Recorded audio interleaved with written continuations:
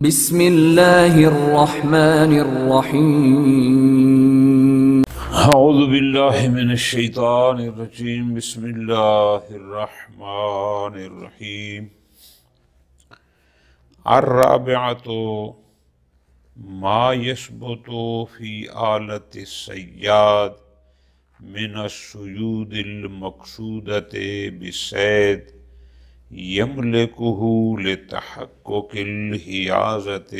والنیہ۔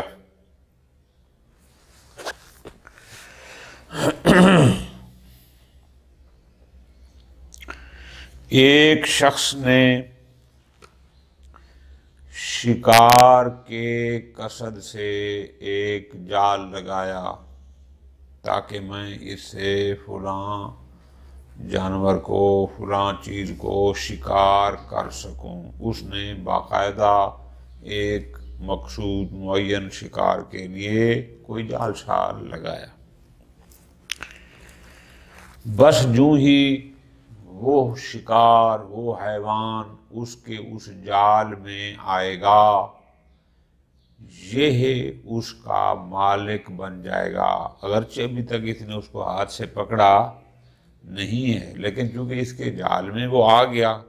اور جال بھی اس نے خود لگایا تھا اسی حیوان کے شکار کے لیے، بس یہ اس کا مالک بن جائے گا اور اس کا اس پر حق ملکیت رہے گا۔ وَلَوْ انْفَلَتَا، چاہے وہ جلدی سے وہاں سے اپنے آپ کو چھڑا بھی، انفالتا کا معنی ہوتا ہے تخلص، یعنی اپنے آپ کو چھڑا لینا۔ جب ایک دفعہ اس کے جال میں جو اس نے خود لگایا تھا وہ پھنس گیا، اب وہ نکل بھی جائے تو بہرحال وہ کہتے ہیں کہ اس کا اس پر حق ملکیت ہوگا، لیکن ایک دفعہ اس میں اچھی طرح پھنسے سے۔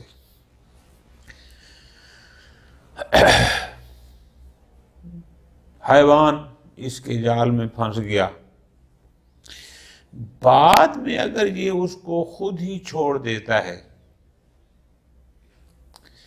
اس نیت سے کہ ناوین قطع ملکی، کہ بس اب یہ میرا نہیں ہے، یعنی اپنی ملکیت کو ختم کر دیتا ہے، خود چھوڑ دیتا ہے، تو آیا اب اس کے خود اس کو چھوڑ دینے سے آیا اس حیوان سے، اس شکار سے اس کا حق ملکیت ختم ہوگا یا نہ ہوگا؟ وجہان، اس لحاظ سے دیکھیں کہ وہ جانور اس کے جال میں پھنسا ہے، اس کے قابو میں آ گیا اور آتے ہی نتیجہ یہ ہے کہ وہ اس کی ملکیت اس پر ثابت ہو گئی، تو اب یہ چھوڑ بھی دے تو بھی ہم استصحاب کریں گے اس کی ملکیت کا۔ لیکن اگر اس لحاظ سے دیکھیں کہ کوئی بھی شخص ہو، اگر اس کا کوئی اپنا مال ہے، ملکیت ہے، لیکن وہ اس کو پھینک دیتا ہے، اپنا حق ملکیت ختم کر دیتا ہے، تو اس سے اس کی ملک ختم ہو جاتی ہے۔ تو اس نے بھی ٹھیک ہے، وہ جانور آیا، اس کے حیوان آیا، اس کے جال میں پھنسا، لیکن اس نے خود ہی اس کو چھوڑ دیا، تو اس کا مطلب اس نے اپنا قصد ملکیت ختم کر دیا، لہذا کس چیز کا استصحاب؟ ٹھیک ہے جی۔ خوب بعد میں کہتے ہیں کہ نہیں، اپنے مال کو ضائع کرنے کی بھی اجازت نہیں ہے۔ زیادہ سے زیادہ یہ تو کہہ سکتے ہیں اگر کوئی چیز بندہ اپنی مال پھینک دے تو دوسرے کے لیے اس کو اٹھانا جائز ہے، لیکن جب تک عین باقی ہو اس کے پاس حق رجوع بھی ہے، ملکیت ہے۔ یہ ساری بات تھی کہ اگر اس کے وہ حیوان اس کے اس جال میں پھنس جائے جو اس نے باقاعدہ اس نیت سے، اس قصد سے لگایا تھا کہ میں اس شکار کو پکڑوں، اور وہ اس کے جال میں پھنس گیا، لیکن اگر اس نے وہ آلہ صید نہیں لگایا،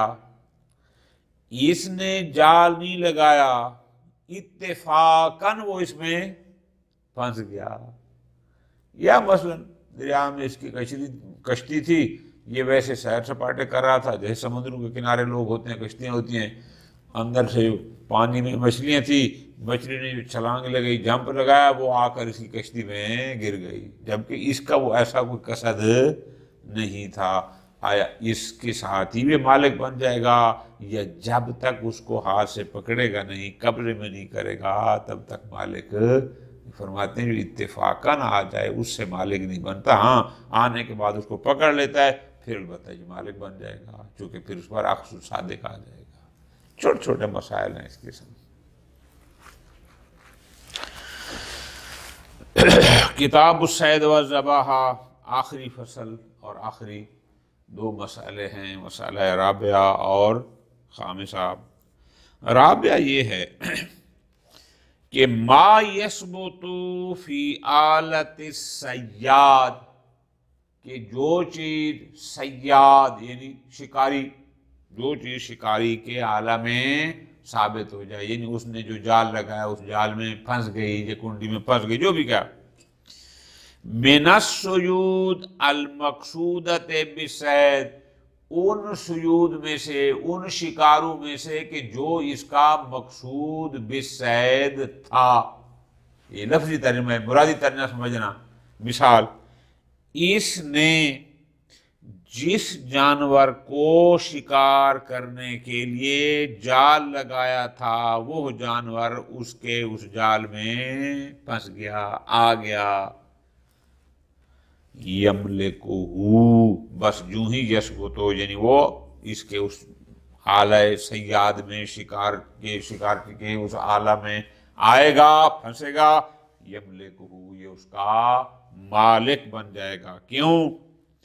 لتحقق الحیازہ، اور مباحات میں حیازت ہوتی ہے نا، ہم نے کہا تھا کہ دریا کی مچھلی جو پہلے پکڑ لے گا بس وہ اس کی ہوگی، حیازت بھی ہے، اس نے باقاعدہ جال لگایا ہے،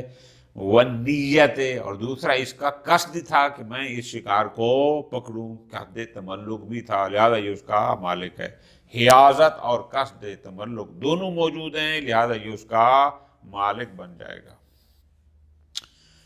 ھذا اذا ناسبھا بقصد الصید، البتہ یہ اس صورت میں ہوگا کہ اگر اس نے اس آلہ کو، مثال کے طور پر اس جال کو لگایا تھا شکار کے قصد سے، کما ہوا ظاہر، کیوں؟ لتحقق قصد تملک، ظاہر ہے جب بندہ شکار کے لیے لگاتا ہے تو قصد کیا ہوتا ہے کہ جو بھی اس میں پھنسے گا وہ میرا ہوگا، قصد تملک یہی ہوتا ہے۔ فرماتے ہیں وَحَيْثُ يَمْلِكُهُ، اب اس نے آمدن وہ آلہ شکار لگایا، نیت کے ساتھ لگایا کہ فلاں حیوان اس میں آئے اور پھنسے، وہ آیا اور پھنس بھی گیا، یہ اس کا مالک بن جائے گا۔ یبقی ملکہ، اور اس کی ملکیت اس پر باقی رہے گی، ولو انفلت بعد ذلک، چاہے وہ اس کے بعد وہ چھڑا بھی کیوں نہ لے۔ کیوں؟ لثبوت ملکہ ہی، کہ جب ایک دفعہ اس کا حق ملکیت اس پر ثابت ہو گیا ہے،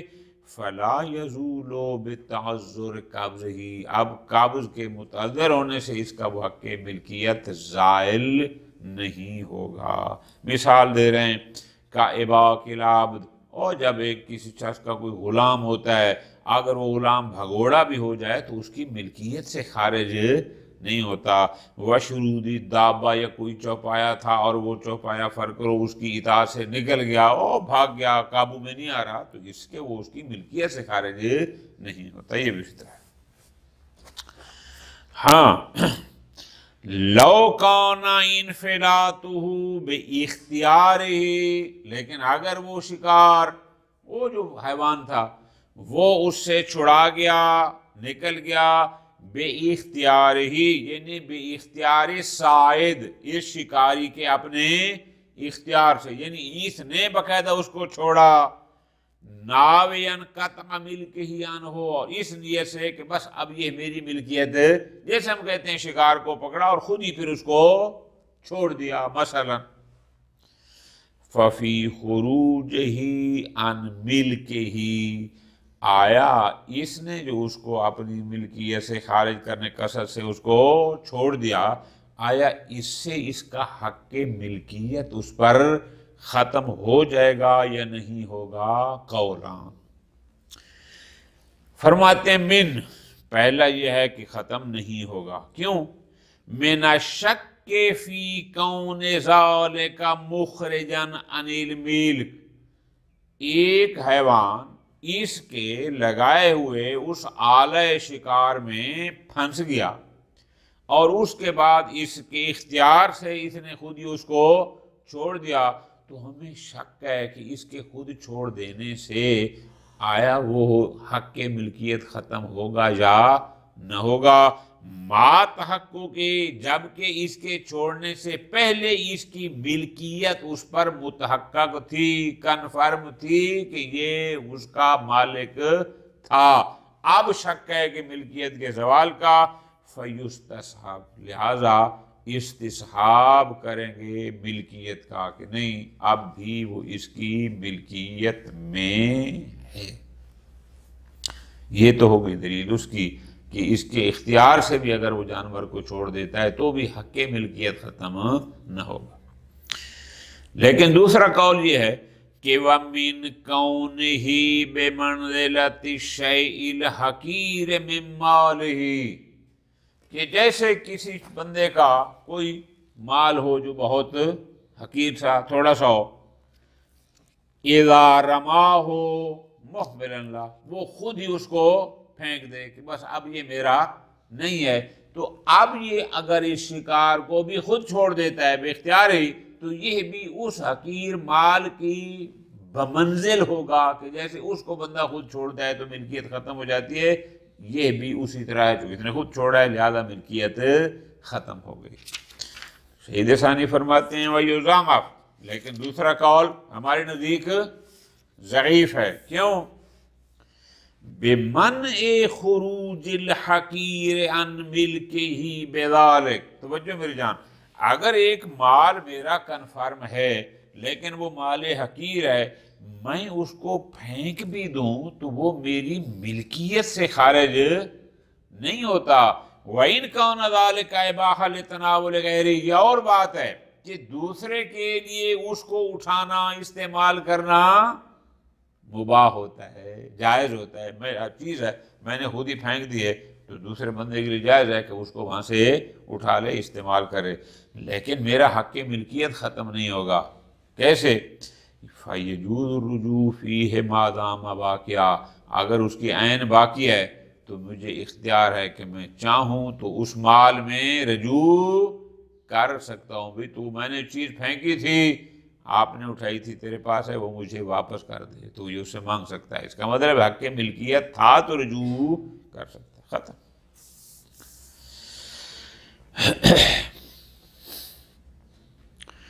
और रुब्बमा क़ीला बितहरीम अख़्ज़ सैदिल मज़कूरे मुतलक़ा, बाज़ हज़रात ये कहते हैं कि नहीं, जो हैवान किसी शिकारी के आला में फंस जाए, बाद में अगर उसको शिकारी छोड़ भी दे खुद ही, तो भी उस शिकार का अख़्ज़ करना जायज़ नहीं है मुतलक़ा, चाहे वो कलील हो, यानी को बहुत थोड़ा मालियत का हो, चाहे वो ज़्यादा हो, जायज़ नहीं है। ठीक है जी। वइन जाज़ अख़्ज़ुल यसीर मिनल माल, अगरचे दीगर अमवाल में थोड़ा सा माल अगर कोई बंदा खुद फेंक दे तो उसका अख़्ज़ जायज़ होता है, लेकिन इसका जायज़ नहीं। वजह ले अदमिल इज़्न शरअन फ़ी इतलाफ़िल माल, इसलिए कि शरीयत अपने माल का तलफ करना, यानी अपने माल को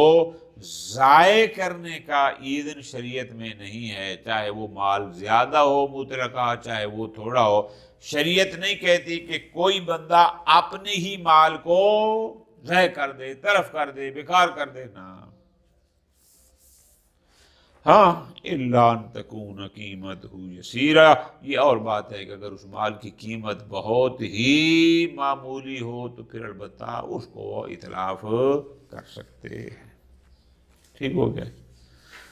ये हो गया मेरी जान वो मसाला कि अगर एक शख्स ने बाकायदा आला लगाया और उससे किसी मखसूस हैवान का उसने शिकार करना था, وہ حیوان اس کے اس آلہ میں یثبت پھنس گیا، آ گیا، تو ہم نے کہا جس نے وہ آلہ لگایا تھا یہ اس کا مالک بن جائے گا، ختم۔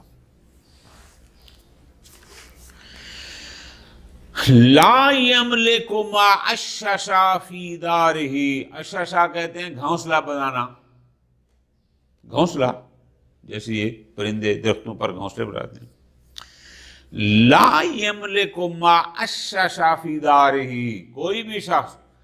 اس چیز کا مالک نہیں بنتا جو اس کے گھر میں آ کر گھونسلہ بنا لے۔ میرے گھر میں درخت کھڑے ہیں، ایک کبوتر نے ایک چڑیا نے آ کر اس میں گھونسلہ بنایا، تو پھر خالی اس کے گھر میں گھونسلہ بنانے سے بندہ اس کا مالک نہیں بنتا۔ او واقع فی موحلتہ، موحل کہتے ہیں کہ کیچڑ سیچڑ اس گھر میں پڑا تھا اس کی ملکیت میں، ایک پرندہ آیا قدرتی، یعنی اس میں وہ پھنس گیا، دھنس گیا، نکل نہیں سکتا، تو دھنس جانے سے مالک نہیں بنے گا جب تک اس کو جا کر پکڑے گا نہیں۔ او واسبا الی سفینتہ، یا یہ اپنی کشتی میں ویسے سیر سپاٹے کے لیے پانی میں بیٹھا تھا، اندر سے مچھلی نے چھلانگ لگائی اور وہ آ کر اس کی مچھلی میں گر گئی، تو اس گرنے سے وہ مالک نہیں بنے گا جب تک یہ اس کو پکڑے گا نہیں۔ کیوں؟ لِأَنَّ ذَلِكَ، چونکہ گھونسلہ، گھر میں گھونسلہ بنا دینا یا اس کے گھر میں کوئی کیچڑ پانی اس میں پھنس جانا وغیرہ، لا يعد آلة للاصطیاد، اس لیے کہ یہ آلہ شکار شمار نہیں ہوتے، ولا اثباتا للجد، اور نہ ہی ہم کہتے ہیں کہ وہ چیز اس کے قبضے میں آ گئی ہے، نہ ایسا نہیں۔ ہاں یسیر اولا بہی من غیر، البتہ اس کو اس پر حق کے اولویات، جس کے گھر میں گھونسلہ بنایا ہے اس کو حق کے اولویت ہے کہ یہ اس کو پکڑ سکتا ہے، ٹھیک ہے جی، یا جس کی کشتی میں آ کر وہ مچھلی ٹپکے گی اس کو اولویت ہے کہ اس کو پکڑ سکتا ہے خوب، لہذا فلو تخطى الغیر الیہ، لیکن اگر اس کے علاوہ کوئی اور اس کی طرف جلدی کرتا ہے، پوری توجہ، یہ شہد کی مکھیاں کسی کے درخت پر آ کر بیٹھ جاتی ہیں تو جو درخت کا مالک ہوگا اس کو حق اولویت ہے، مالک کو پتہ نہیں، کوئی دوسرا بندہ چوری آ کر اس کو اتار لیتا ہے، اور یہ عام طور پر ہوتا ہے کہ وہ کسی کو بیٹھی ہوتی ہے اور لوگ چوری آ کے شاید اتار لیتے ہیں۔ لو تخطى الغیر الیہ، کسی کے گھر میں یا وہاں اس کے درخت پر یا اس کی زمین میں وہ چیز بیٹھی تھی، دوسرا اس میں اگر کرتا ہے، فعل حراما، اس دوسرے بندے نے، غیر نے فعل حرام کیا، اس کو وہاں پر تجاوز نہیں کرتے آتا، کیونکہ جس کے گھر میں درخت پر پرندہ بیٹھا ہے، آ کر گھونسلہ بنا ہے، اس کو حق کی اولویت ہے، دوسرے ہمسائے نے آ کر اس کو پکڑ لیا ہے، فرق کرو تو فعل حرام۔ لیکن وفی ملکہ لہ بالاخذ، آگے بحث ہے کہ آپ خود کہہ رہے ہیں کہ جس کے گھر میں لگے درخت پر کوئی گھونسلہ بنائے گا تو اس کو حق اولویت ہے، حق ملکیت ہے، لیکن دوسرے بندے نے غلط کیا، اس کے گھر میں لگے درخت پر ایک جانور نے پرندہ بنایا، پرندے نے گھونسلہ بنایا، اور دوسرے بندے نے غلط کیا اور آ کر اس کے گھر سے اس کو پکڑ لیا، غلط تو کیا ہے، فعل حرام تو کیا ہے، لیکن آیا پکڑنے والا اس کا مالک بنے گا یا نہیں بنے گا؟ پھر قولاں فرماتے ہیں اس لحاظ سے دیکھیں کہ ان الاولویت لا تفید الملک، اولویت مفید ملک اور شے ہے، حق اولویت اور شے ہے، بس فَيُمْكِنُ تَمَلُّكُهُ بِالْإِسْتِيلَاء، اب اگر دوسرا بندہ آ گیا اور اس نے بقصد ملک اس کو وہاں سے جانور سے پکڑ لیا اور وہ اس کو لے گیا تو وہ اس کی ملکیت میں آ جائے گا۔ لیکن اگر اس لحاظ سے دیکھیں کہ نہیں من تحریم الفعل، اصلاً دوسرے کے گھر میں درخت پر بیٹھے جائیں اس کو، پرندے کو یا حیوان کو پکڑنا حرام تھا، چونکہ اس کا حق اولویت تھا جس کے گھر میں تھا، اس نے غلط کیا، جب اس نے فعل حرام کیا، لا یترتب علیہ حکم الملک، جب اس نے فعل حرام کرتے ہوئے اس جانور کو، اس حیوان کو پکڑا ہے، اس پر وہ ملکیت کا حکم مترتب نہیں ہوگا شرعاً۔ وقد تقدم مثلہ فی اولویت التحجیر، اور احیاء المواد میں اگر ایک بندے نے آ کر پہلے ایک زمین پر اور تھوڑی سی کوئی سیدھا کیا اور دوسرا قبضہ کر لے تو کیا ہوگا؟ وَأَنَّ الْمُتَخَطِّي لَا يَمْلِكُ، کہ جو بندہ زیادتی کرتا ہے، تجاوز کرتا ہے، وہ مالک نہیں بنتا۔ لیکن شہید ثانی فرماتے ہیں وَفِيهِ نَظَرٌ، کیوں؟ ہمارے نزدیک اس میں اشکال ہے، کیوں؟ کہ ہو سکتا ہے کہ اس کے گھر سے اس کو پکڑنا فعل حرام ہو لیکن مالک بن سکتا ہو، تحریم الفعل اور ملکیت میں کوئی منافات نہیں ہے۔ خوب،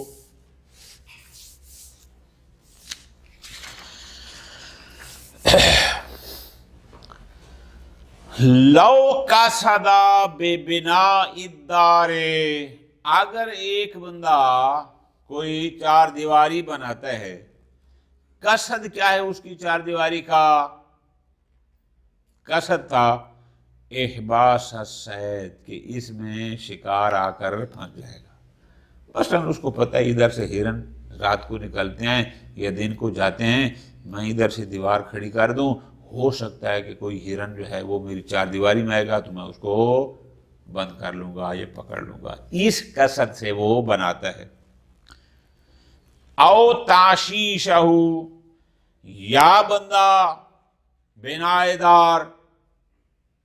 کمرہ بناتا ہے، گھر بناتا ہے، دیوار بناتا ہے، اس قصد سے کہ اس پر آ کر کوئی پرندے اپنا گھونسلہ بنائیں گے۔ وَبِالسَّفِينَةِ، یا اس کا قصد کیا ہوتا ہے کہ کشتی میں بیٹھ گیا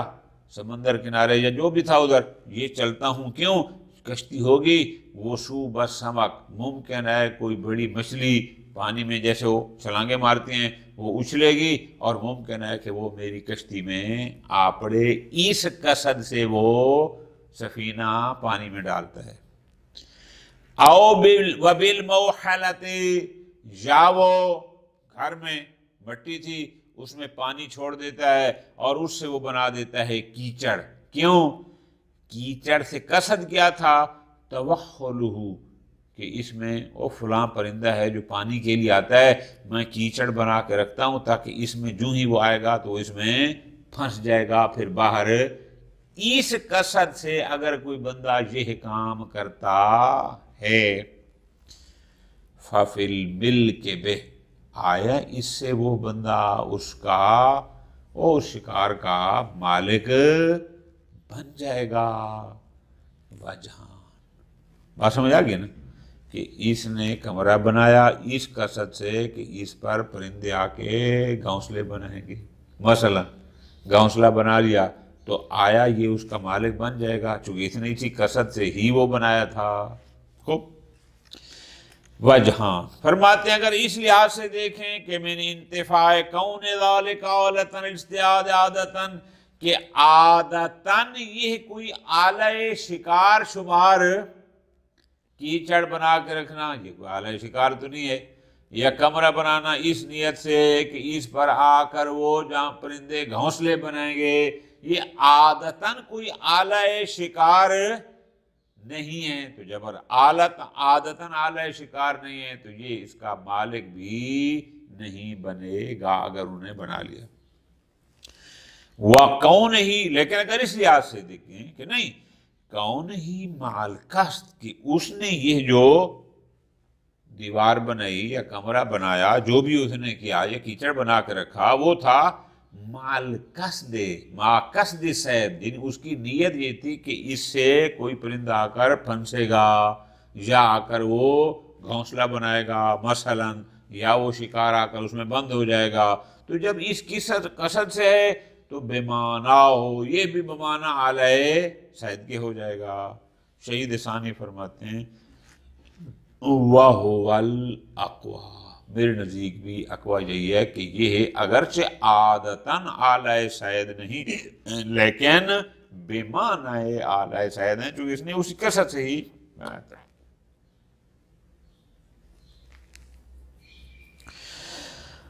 فرماتے ہیں وَيَمْلِكُ الصَّيْدَ بِإِثْبَاتِهِ بِحَيْثُ يَسْهَلُ تَنَاوُلُهُ، یہ بندہ اس شکار کا مالک بن جائے گا بے اس بات ہی کہ جب وہ جانور اس کے اس آلہ میں پھنس جاتا ہے، بئی معنی کہ یسہل تناولو کہ اس جانور کو، اس حیوان کو پکڑنا اس کے لیے آسان ہو، اگرچہ ابھی اس نے اس کو ہاتھ سے پکڑا نہ ہو یا اپنے آلہ سے، لیکن اگر آسان ہو، وہ پھنس گیا تو یہ اس کا مالک بن جائے گا۔ ٹھیک ہو گیا؟ وَلَوْ أَمْكَنَ الصَّيْدُ التَّحَامُلَ بَعْدَ إِصَابَتِهِ، تحامل کہتے ہیں یعنی مشقت میں، تکلف علی المشقت یعنی سختی کرنا، اپنے آپ کو سختی میں ڈالنا یا کوشش کرنا غیر معمولی۔ یہاں مراد کیا ہے؟ توجہ کہ ایک جانور، ایک حیوان شکار کے اس آلہ صید میں، جال وغیرہ میں جو میں پھنس تو گیا ہے، لیکن اس کے لیے یہ ممکن ہے کہ وہ وہاں سے چھلانگ لگا کر نکل جائے، یا وہ اس کے باوجود بھی وہاں سے وہ اڑ جائے، یہ وہاں تک پہنچ ہی نہ سکے۔ دوبارہ غور کرنا، اس نے ایک جال لگایا تھا، ایک ہرن آیا، وہ جال میں پھنس گیا، لیکن ہرن کی یہ تھا کہ دو چار وہ جمپ لگائے گا ادھر ادھر تو وہ اس جال کو پھاڑ کر نکل جائے گا۔ اگر ایسا ممکن ہو تو یہ جو اب ایک دفعہ جال میں آ کر دوبارہ وہ شکار نکل گیا، آیا اب بھی وہ مباحات میں ہے یا اس کا اس پر حق اولویت ہو جائے گا؟ بات سمجھ آ گئی؟ جواب وَلَوْ أَمْكَنَ الصَّيْدُ التَّحَامُلُ، اگر کسی شکار کے لیے ممکن ہوا تحامل، مطلب کیا ہے کہ وہ کوشش کرے اپنے آپ کو چھڑا لے، بعد اصابت ہی، اصابت کے بعد، یعنی مراد کیا کہ اس کے شکار کے اس آلے میں آنے کے بعد وہ نکلنے کی طرح، کیسے؟ عدوان، چھلانگ لگا کر، بھاگ کر، او تیرانن، یا اڑ کر، بحیث لا یدرکو، بئی معنی کہ یہ اس کو پا نہیں سکتا، یہ اس کو پکڑ نہیں سکتا، الا بسرعت شدیدہ، مگر یہ کہ غیر معمولی تیزی دکھائے تو اس تک پہنچ سکتا ہے، ورنہ اس سے پہلے وہ جال سے یا جس سے نکل جائے گا۔ اگر ایسا ہے فَهُوَ بَاقٍ عَلَى الْإِبَاحَةِ، وہ صید اسی طرح اب بھی مباحات میں سے ہے۔ کیا مطلب؟ یعنی وہ اس کی ملکیت میں بھی نہیں آئے گا، اس کی اولویت میں بھی نہیں آئے گا، وہ اسی طرح مباحات میں سے ہے، یعنی جو چاہے اس کو پکڑ سکتا ہے۔ کیوں؟ لِعَدَمِ تَحَقُّقِ إِثْبَاتِ الْيَدِّ عَلَيْهِ، اس لیے کہ ابھی تک اس کا اس پر قبضہ متحقق، جال لگایا، وہ ہرن آیا، اس نے دو چھلانگے میں جال پھٹ گیا اور وہ بھاگ گیا، اس کا تو اس پر کوئی قبضہ ہوا ہی نہیں ہے۔ خوب، کیوں؟ بے بقائی ہی علی الامتناع، اس لیے کہ وہ جانور ابھی تک امتناع پر باقی، امتناع کا معنی ہم نے پیچھے کیا تھا، کیا؟ یعنی اپنی حفاظت پر باقی ہے، اس نے اپنے آپ کو چھڑا لیا اور اس قبضے میں نہیں آیا۔ وَإِنْ ضَعُفَتْ قُوَّتُهُ، اگرچہ تھوڑی سی اس کی قوت پہلے کی نسبت پھنسنے کی وجہ سے یا پرندہ ضعیف ہوئی ہے، لیکن بہرحال وہ اپنی حفاظت پر اب بھی باقی ہے۔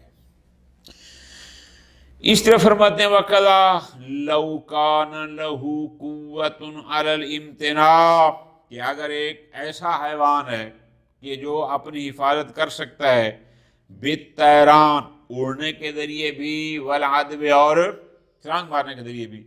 فَأَبْطَلَ أَحْدَهُمَا، اس نے اس میں سے ایک کو ناکارہ کر دیا لیکن دوسری اس کے پاس اب بھی ہے، فرماتے ہیں اگر پھر بھی وہ بھاگ گیا تو بھی وہ ابھی تک اپنے انہی اباحہ پر باقی ہے، یعنی نہ اس کی ملکیت میں ہے نہ اس کی اولویت میں ہے۔ کیوں؟ لِبَقَاءِ امتناع فی الجملہ، چونکہ ابھی بھی کچھ نہ کچھ اس کے پاس امتناع یعنی اپنی حفاظت کی طاقت اس کے پاس ہے، جو المنافی للجد، جو اس کے قبضہ کے منافی ہے۔ ختم۔ صید و ذبح کا آخری مسئلہ یہ ہے کہ اگر آپ دیکھتے ہیں ایک پرندہ ہے جس کے پر کٹے ہوئے ہیں، ٹھیک ہے جی، یا کوئی ایسا پرندہ ہے جس پر کوئی نشانی، یہ اس کی ٹانگوں میں چھوٹے چھوٹے وہ پتنی وہ پہنا دیتے ہیں، ایسے گول سے جو رنگ ہوتے ہیں وہ پہنا دیتے ہیں، یا اس پر کوئی رنگ لگا ہوا ہے، یا کوئی اور ایسا حیوان ہے کہ اس کے گلے میں کوئی رسی شسی ہے یا کوئی پٹنما ایسی چیز ہے کہ جو اس کا دلالت کرتی ہے کہ یہ کسی کی ملکیت میں تھا، کیونکہ عام طور پر بندے اپنے جیسے کبوتر ہوتے ہیں دیہاتوں میں، لوگ ان کے پر کاٹ دیتے ہیں تو علامت ہوتا ہے کسی کا تھا جس نے اس کے پر کاٹے، یا اگر گلے میں کوئی پٹا شٹا اچھے والا ہو تو پتہ لگتا ہے کہ اس کا مطلب اس کا کوئی مالک ہے جس نے اس کے گلے میں یہ چیز ڈالی ہے۔ اب فرماتے ہیں اگر کوئی بندہ دیکھتا ہے کوئی ایسا حیوان ہے، کوئی ایسا پرندہ ہے جس کے پر کٹے ہوں، یا اس پر کوئی رنگ سنگ لگی ہو، یا کوئی اور حیوان ہے جس پر کوئی ایسے آثار ہوں کہ جو کسی کے مملوک ہونے پر داد کرتے ہوں، یہ بندہ اس کا مالک نہیں بن سکتا، ٹھیک ہے۔ لا یملک صید المقصوص، یعنی مخصوص کہتے ہیں اس کو کہ جس کے پر کٹے ہوئے ہوں، صید مخصوص یعنی کوئی ایسا پرندہ جس کے پر کٹے ہوں، اس کا مالک نہیں بنے گا۔ او ما علیہ اثر الملک، یا فرض کرو کوئی بھی ایسا حیوان کہ جس پر کسی کی ملکیت کے کوئی اثر، علامت ہو، نشانی ہو، جس سے یہ پتہ چلتا ہو کہ یہ کسی کی ملکیت ہے، یہ مالک نہیں بنے گا۔ کیوں؟ لِدَلَالَةِ الْقَصِّ وَالْعَثَرِ، اس لیے کہ اس پرندے کے، اس کبوتر کے ان پروں کا کٹا ہوا ہونا یا اس اور نشانی کا ہونا، یہ دلالت کرتی ہے علی مالکن سابق کے پہلے کوئی اس کا مالک تھا۔ والاصل بقاؤہ، اصل بقائے ملک ہے، یعنی کیا کہ اگر پہلے کوئی مالک تھا تو اب بھی استصحاب کریں کہ اب بھی وہی مالک ہے جو پہلے تھا، لہذا اگر آپ کے گھر میں یا کہیں کبوتر بیٹھ جاتا ہے جس کے پر کٹے ہیں یا ان پر کوئی ایسی نشانی ہو کہ جو پتہ چلتا ہو کسی ملکیت میں ہو، آپ اس کے مالک نہیں بن سکتے۔ البتہ شہید ثانی تھوڑی علمی بحث یوں کرتے ہیں، فرماتے ہیں وہ یشکل، ایک اشکال یہ ہے کہ بِأَنَّ مُطْلَقَ الْأَثَرِ انما یدل علی المؤثر، کہ علامات اس بات پر دلالت تو کرتی ہے کہ کسی نے اس پر یہ علامت لگائی۔ ایک کبوتر پر رنگ لگا ہوا ہے تو یہ رنگ اثر ہو گیا، دلالت کرتا ہے کہ کوئی مؤثر ہے، کسی نے اس پر رنگ لگایا۔ مؤثر پر اثر کی دلالت ہونا اور چیز ہے، عمل مالک، لیکن حتماً جس نے وہ نشانی لگئی آئے وہ مالک بھی تھا، فلا، وہ اثر مؤثر پر دلالت کرتا ہے لیکن مالک یا ملکیت پر دلالت، کیوں؟ لجواز وقوعہ من غیر مالک، ممکن ہے وہ نشانی کسی اور نے لگائی ہو جو اس کا سرے سے مالک ہی نہ ہو، او ممن لا یصلح للتملک، یا اس نے لگائی ہو کہ جو اصلاً مالک بننے کی صلاحیت ہی نہیں رکھتا، اور جیسے بچپن میں چڑیاں پکڑتے تھے اور پھر ان کو چھوڑ دیتے تھے کوئی نشانی لگا کر، او ممن، یا نشانی اس نے لگائی ہو کہ لا یحترم مالہ، جس کا مال محترم نہیں ہوتا، کیسے جیسے کافر حربی ہے، کافر حربی کا جو مال محترم نہیں ہوتا، کوئی بھی ہو، بس فَكَيْفَ يُحْكَمُ بِمُجَرَّدِ الْأَثَرِ لِمَالِكٍ محترم، جب وہ نشانی غیر مالک بھی لگا سکتا ہے جب وہ نشانی وہ بھی لگا سکتا ہے جو مالک بن ہی کسی مجنون نے لگا دی ہو، کسی سبیب نے لگا دی ہو، یا وہ بھی لگا سکتا ہے کہ جس کا مال مال محترم نہیں ہے، اس کو چھیننا اس کو لوٹنا جائز ہے، تو آپ خالی نشانی کی بنیاد پر کیسے حکم کر دیتے ہیں کہ یہ کسی کا مالک ہے، یہ کسی کا مال ہے اور اس کا مالک مالک محترم ہے؟ ما انہو عام، حالانکہ اثر عام ہے۔ کیا مطلب؟ اثر عام ہے، ممکن ہے وہ نشانی مالک نے لگائی ہو، ممکن ہے وہ غیر مالک نے لگائی ہو، یا اس نے لگائی ہو جو مالک بن ہی نہ سکتا ہو، تو اثر عام ہے۔ والعام لا يدل علی الخاص، اور عام خاص پر دلالت، لہذا اثر ملکیت پر یا مالک پر، نشانی مالک پر دلالت نہیں کرتی ان کے نزدیک۔ خوب، بہرحال وعلی المشہور، لیکن اگر ہم نظریہ مشہور کے قائل ہو جائیں کہ نہیں، اگر ایک ایسا پرندہ ہے کہ جس کے پر کٹے ہوئے ہیں، یا کوئی اور حیوان ہے جس پر کوئی ایسی نشانی ہے کہ جس سے پتہ چلتا ہو کہ یہ کسی کی ملکیت میں ہے، یکون مع الاثر، بہرحال اگر کوئی نشانی ہے تو یہ ہے لوقتتاً، یہ لوقتہ شمار ہوگا اور اس پر پھر لوقتہ کے احکام جاری ہوں گے۔ ومال عدم الاثر، لیکن اگر اس پر کوئی ایسی نشانی نہ ہو، فَهُوَ لِصَائِدِهِ، تو وہ اسی کا ہوگا جو اس کا شکار کرے گا، چونکہ اس پر کوئی نشانی تو تھی نہیں۔ وَإِنْ كَانَ أَهْلِيًا، چاہے وہ وحشی نہ ہو بلکہ اہلی ہو، جیسے کبوتر شبوتر ہوتے ہیں، چونکہ اس پر کوئی نشانی نہیں ہے تو پھر جائز ہے۔ لِلْأَصْلِ اصالۃ الاباحہ، کہ جب کوئی نشانی نہیں ہے مباحات میں سے، اور جب مباحات میں سے تو ہر ایک کے لیے جائز ہے کہ اس کی حفاظت بھی کرے، اس کو اپنی ملکیت میں لے۔ ہاں اِلَّا أَن يَعْرِفَ مَالِكَهُ، مگر یہ کہ وہ شاید اس کے مالک کو جان لے، تو پھر اس پر لازم ہے کہ وہ يدفع إليه، اس مالک کو حوالے کر دے۔ وصلی اللہ علی محمد وآلہ محمد۔